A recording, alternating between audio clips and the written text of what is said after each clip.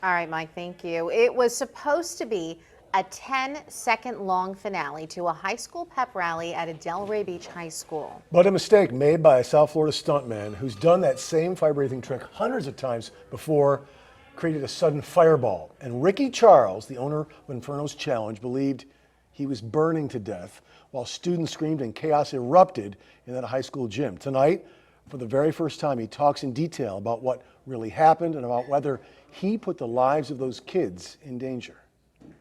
And that fire hit my face, man. I was like, this is new. What the hell is going on?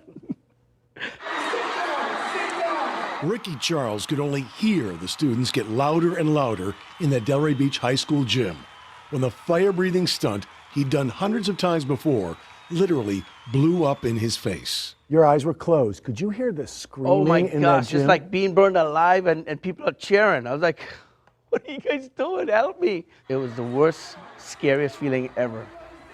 Did you think you were going to die? Yeah, because again, Todd, somebody's got to put you out. If nobody's putting you out, how are you going to do it? Because if I open my eyes, I'm burned my eyes, I'm blind.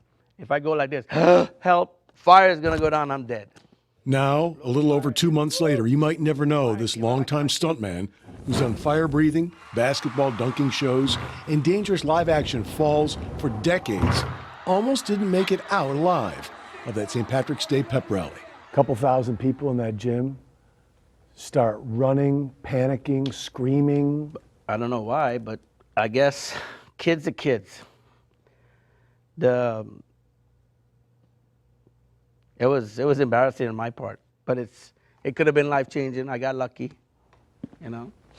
Do you think you ever put anybody else in danger? No, never. The kids were never in danger. Ricky Charles was in danger. His fellow stuntman, who was supposed to fly off a trampoline over the flame, then dunk the basketball, put out the flames, searing Ricky's head, hands, arm, and legs. When he put me out, I felt totally embarrassed. I'm a professional. Did you feel pain or you felt embarrassment? I felt pain, but I was blocking the pain out because I was so embarrassed. I blocked it out. Everybody's looking at me and screaming like I'm a monster. He says it felt like hot lava on his face. The worst burns were to his arm and hands. The worst scars might be to his reputation. This one-time event director for the Miami Heat's Extreme team feared he'd be ridiculed as an amateur and wouldn't work again. And then there's the question, who is to blame? The superintendent of Palm Beach County Schools is still investigating. It's never a good idea to start a fire anywhere near a campus, let alone inside of a gymnasium with 2,000 kids. This stunt was done indoors against district policy. I never knew. Nobody never told me. I mean, if there was a policy, great. Say, hey, no fire, no big deal. I have other finales.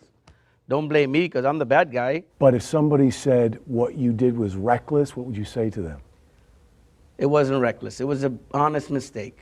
In fact, Charles claims he'd done this same stunt in school gyms for years, from Boca Raton to Miami, without incident. And he says the fire trick was approved by a high school employee in charge of that pep rally. I have a fire act. This is what I do. It's up to you to say yes or no. That's it. I don't push nothing. This is one of my finales. I do another finale. I have 3 different choices. Oh, every time people see the fire, they're like, oh my God, that's a cool trick. Okay, we do it. That's it. If you guys want to label me as a bad guy, how can you do that? I mean, this is what I do. This is my livelihood, you know? This is my first time in 35 years. How can you call me like a rookie? The mistake, he says, was using Coleman camping oil because he'd run out of the less dense lamp oil he's used since learning the fire-breathing trick at age 17. He had never used the more flammable fuel before, and some had spilled onto his hand. This bottle is wet. My hand is wet, and I didn't notice. So when I did this, it became worse. More flames. Yes, more, of course. And I had the Coleman fuel in this hand, not much. And if you saw the video, this blew up. And I was like, I'm dead. But Ricky Charles is alive and booking shows again. I can still do the same fire, but I'm ready to do it only by request. Have you practiced since? No. I know what I'm doing. I know that you do. Yes. But have you actually physically done the fire breathing since the accident? No. When will you? If somebody requested it. So you've got to get paid. Yeah. So far, he's booked 9 new shows, maybe because of his new notoriety. But Ricky Charles still wonders if he's become a punchline, an oddity. And no one has asked for the fire-breathing finale. I don't really care what people think of me. I'm here today talking to you. I'm alive. I love it. Love it. Behind my back, they could talk to me as, oh, he's an idiot, he's stupid, whatever. Guess what? I survived.